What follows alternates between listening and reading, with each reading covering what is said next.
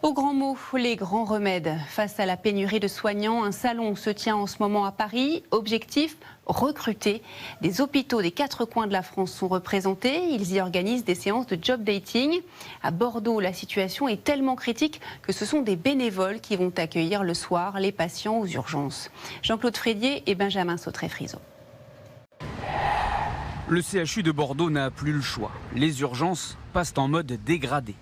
Accueillis par 2 bénévoles de la protection civile de 17h à 22h, les patients seront en quelque sorte triés. Pour certains patients, ça suffit, c'est un conseil médical. On peut leur conseiller de prendre un traitement, de faire un geste ou une position qui les soulage et qui permet d'attendre quelques heures. De 22h à 8h, les portes seront closes et seuls les cas graves orientés par le SAMU seront admis.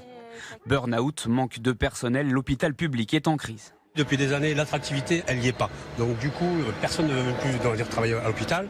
Les gens démissionnent parce qu'il y a un ras-le-bol, il y a une surcharge de travail qui est quand même là, il faut l'entendre. Difficile donc d'attirer de nouveaux soignants. Dans ce salon dédié à la santé, certains hôpitaux de France regorgent d'imagination. C'est vrai que les cigales, on a trouvé que c'était une petite touche pour rappeler aux gens le Sud et essayer d'attirer tous ces professionnels qui sont dans le Nord, dans l'Est.